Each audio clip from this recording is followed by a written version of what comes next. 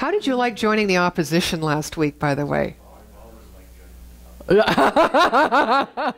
Especially in this election time, interesting time. Joining the opposition, yeah. Well, you know, in metaphysics we say there really is no opposites. There are no opposites. There's only one thing going on, and that thing is love and the self-givingness of infinite mind or God to its creation in many, many, many, many, many ways, expanded and overflowing. That everything that we see here that we regard as different or unique or individual is really just an emanation of the one. And speaking of house, as we're leading ourself first, which may awaken an idea or a deeper context of being selfish, paying attention to self first, leading self first. We think about that sometimes, not so much from that deep soul connection with this infinite God or life, but we often think about it from our personalities, right? Leading self first. Self, small s self. I'm speaking more about the large S self, which does not exclude the small s self, that human personality. I think through our life, you know, in our experience, sometimes we end up living from the attic.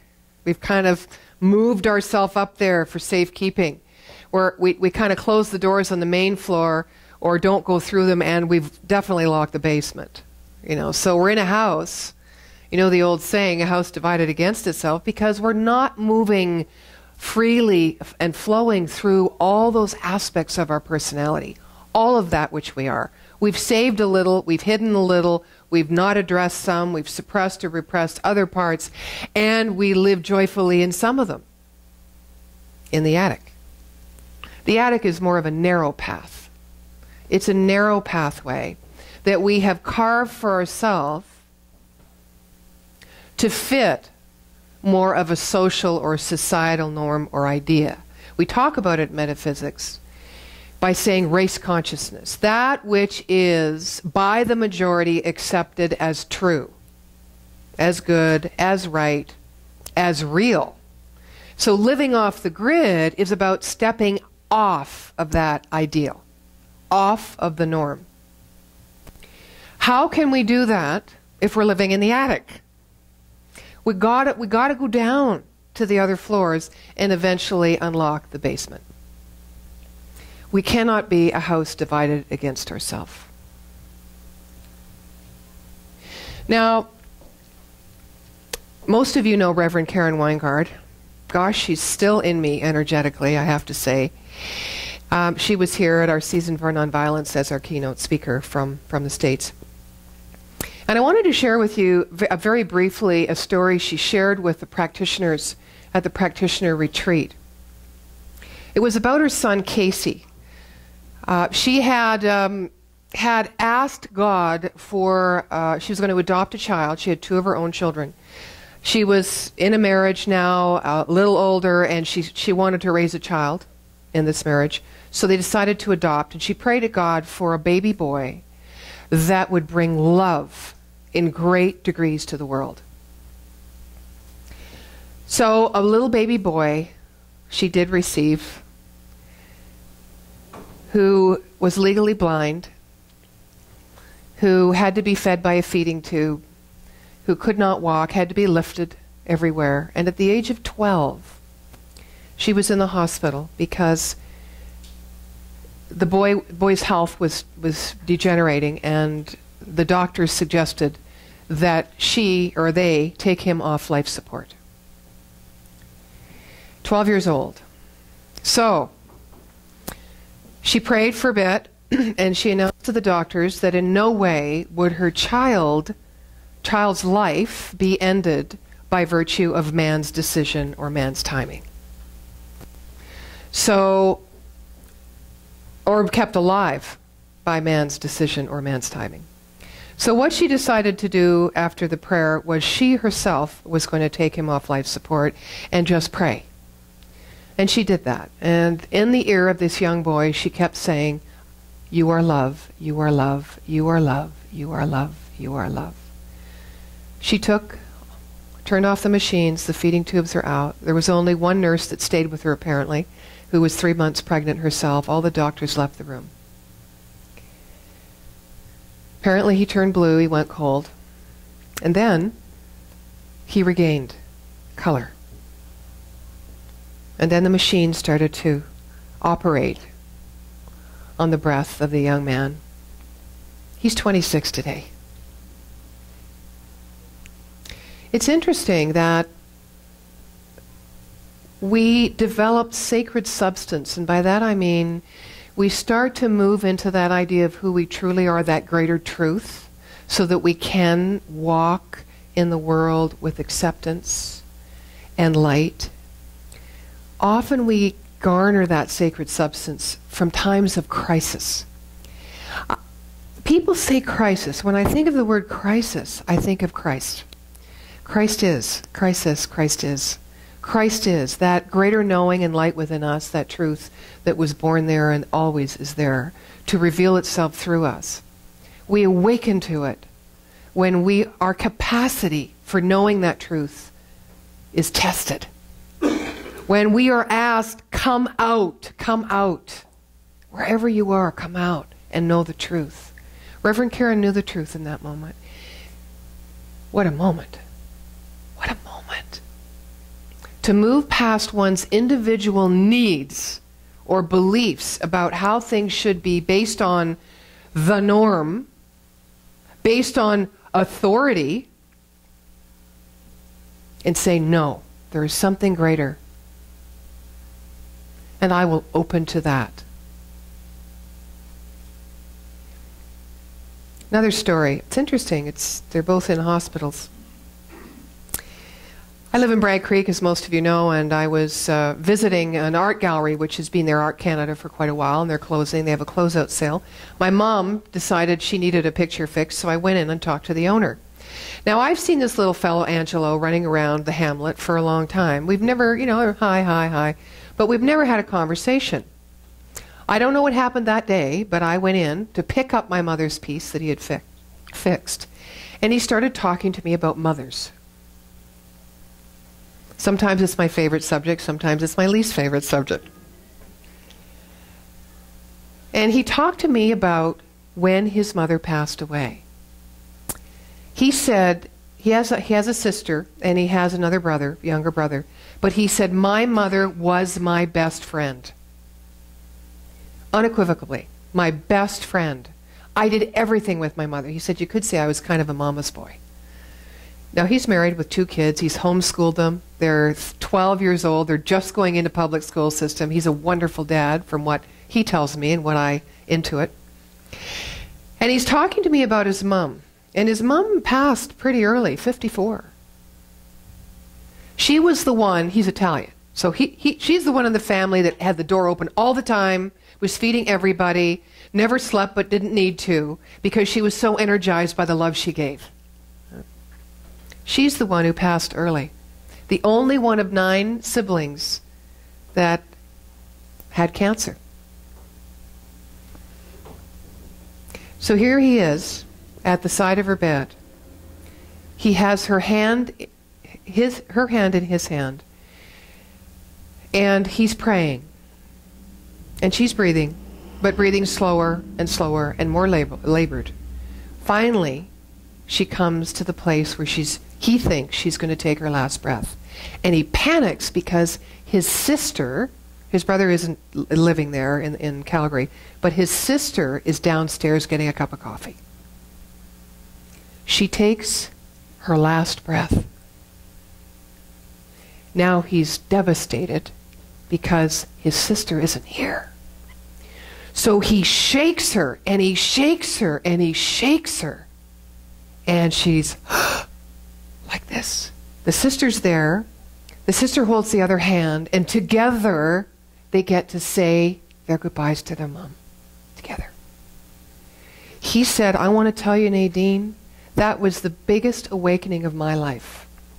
That I was so selfish that I had to bring my mother back from her pain in order to get my need met.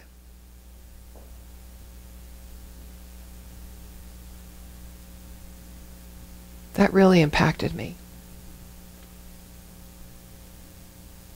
It spoke to the previous story I told you about Karen, because she was not going to operate from the level of human need. She was operating from the level of God knowing, infinite mind, the truth, what was right in the greater perspective, which she could not even imagine. She was giving it over. And that's what I want to talk about today, is leading oneself first from the place of self-discipleship. You know, in the Bible, the idea of being a disciple of Christ, or Christ Jesus, is about sacrifice and about self-denial, right? Self-denial and giving up everything to gain something. Giving up my life, or how my personality, my needs, my wants, my desires, turning it over, losing that, giving it over to find myself. Self-discipleship in this regard today, I'm asking you just to hold your mind open to looking at self-discipleship as non-denial. Not holding yourself back, but giving yourself fully into.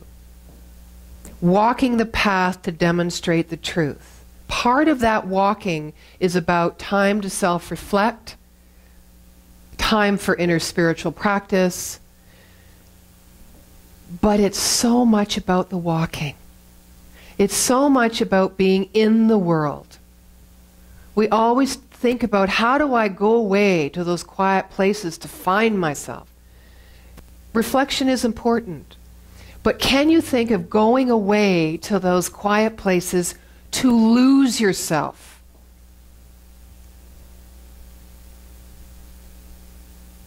Beyond the concept of denial or taking things away, giving yourselves more, becoming that more. Instead of seeking more in physical terms, become more in the terms of light and life and prosperity. Be those things. Be those things. Self-discipleship. Worship the self, because the self is not without God, right? The self is not without the Christ consciousness. It's born within you. Walk that path to that greater truth that lives within you, that greater capacity, that greater intelligence, that greater love, by being it. Self-discipleship. Not getting away from us, ourselves, who we are, what we've done. You know, the Dalai Lama, you probably saw in the news, in the paper again this morning, in Ottawa, his trip, and he said very simply, I love it when he talks, just so simple. But there's something about his eminence, his presence. You know, you look or you can feel him and you just know that there's a truth. There's been a process of awakening.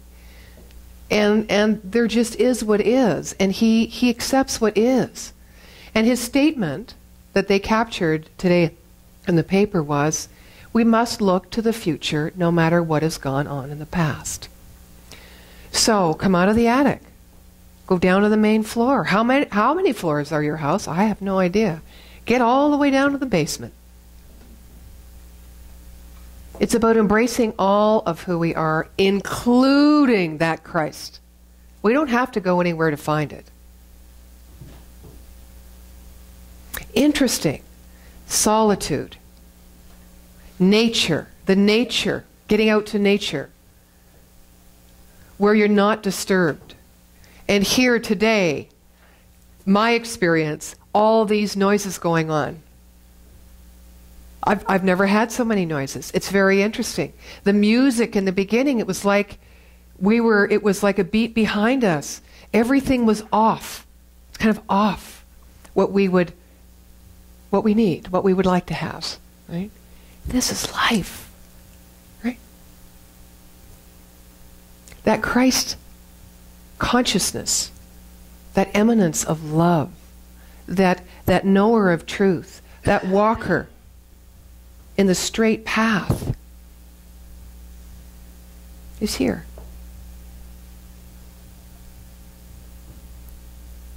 We need to move beyond our own personal needs, because our personal needs tell us that we are thinking that we have not something.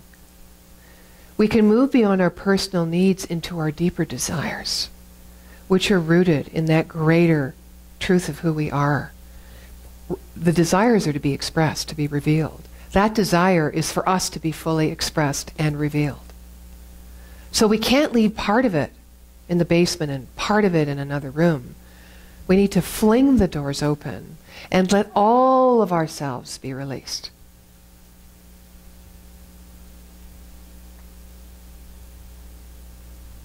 Love. Love, at best, is an intangible thing. However, it can be demonstrated through commitment, through willingness to give. Look at all that joy spilled on the floor. Joy overflowing. It is. It is.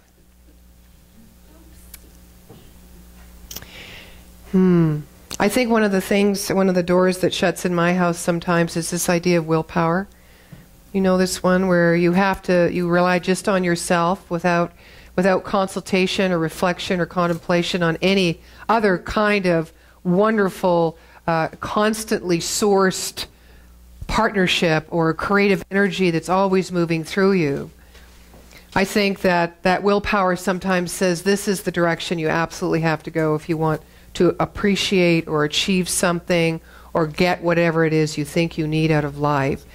You need, because you're finding, the willpower helps you find things. You know the expression, seek and you shall find it, right?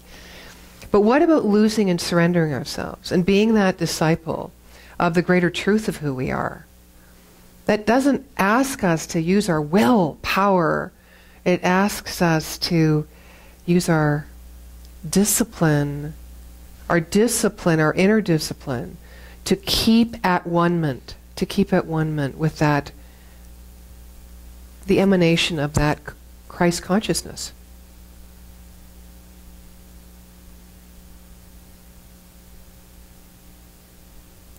If we're going to have a sense of reclaiming the vision that was birthed in us, I think we need to look at this idea a little more deeply and understand that amalgamation of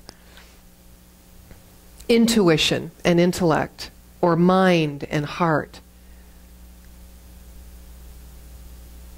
or theory and action, needs to be given a great amount of consideration.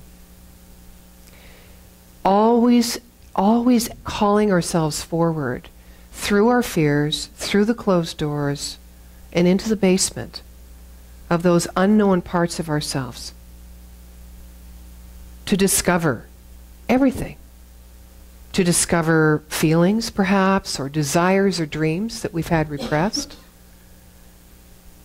To discover those moments, to relive those moments when we could hardly believe that we achieved something or that we created something. All of it exists. We exist in multi-dimensions. Lead oneself first. Be a disciple of self first. Learn to love self first. All of self. And it isn't easy. It's not just a change of attitude. It is a journey. Right? It is a journey. Best journey in the world to be on, I think. I think it gives us everything that we are looking for and everything that we think we need. I look at Lynn, and Lynn Lynn's been in our community, I don't know, maybe 5 years now, Lynn, 5 or 6 years. And every time I see Lynn, she's just happy. You know, there's some people that just are always happy, just happy. Not different degrees of happiness or depends on the what, just happy, happy. I'm amazed. I think it's so beautiful. I really do. And there's a simplicity to the happiness.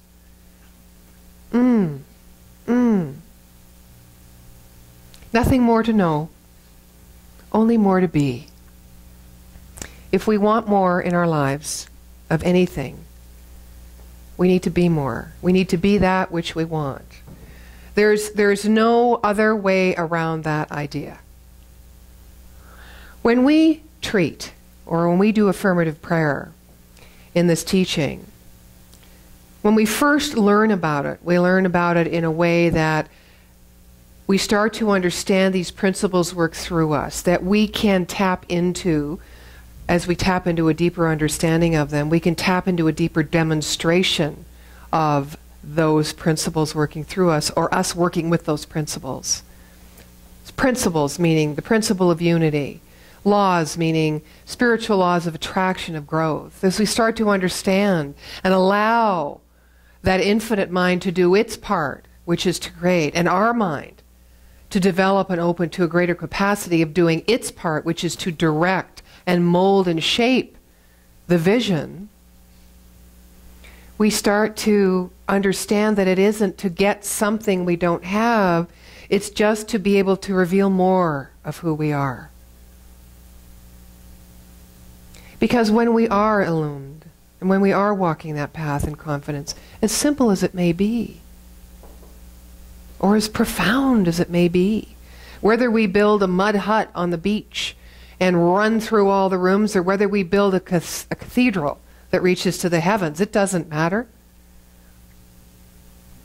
But as we're building this idea of this greater truth in a way that demonstrates it for our own experience of the highest and best well-being, so we do onto the world. It's a bonus.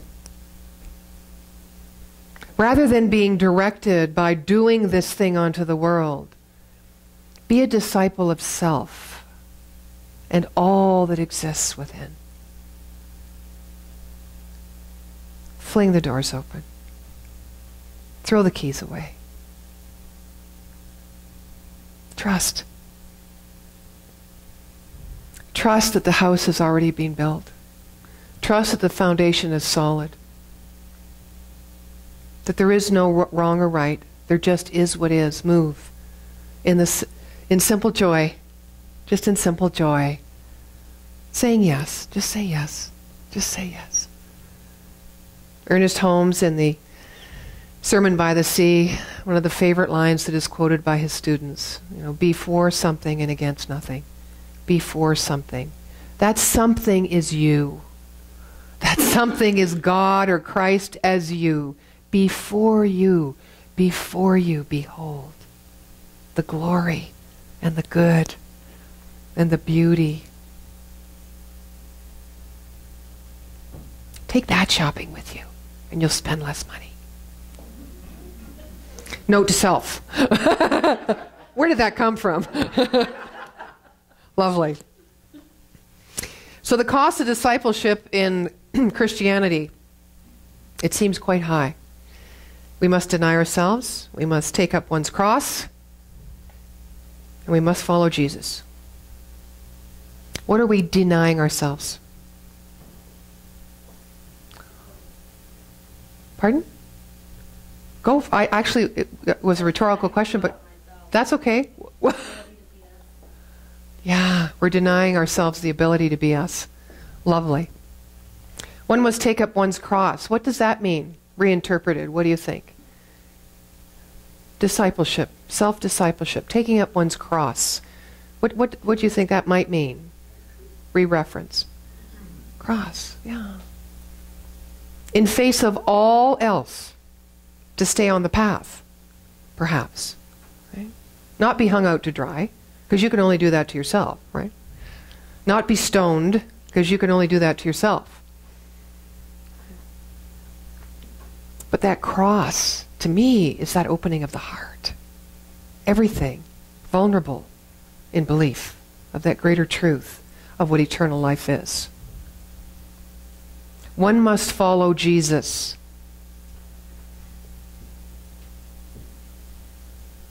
One must follow in thought, word, and deed that which is already born within yourself. One must be in alignment with your own true nature. Not so far off the Bible, just a little bit of a twist, right? Important. Love must grow us beyond our neediness to seek beauty and aspire to divine values. So we're really talking about the art of self-love. And in that art of self-love, we have found ourselves. In the art of self-love, we find ourselves moment by moment, breath by breath, so that we may in turn lose ourselves, stand beside ourselves, not make life about us, but make life about that greater livingness, that we each are born with the full capacity, ability, and desire to create. I am holding your heart in my heart as it melts into an ocean of pure devotion. Self-discipleship. It is the way in, and it is the way out.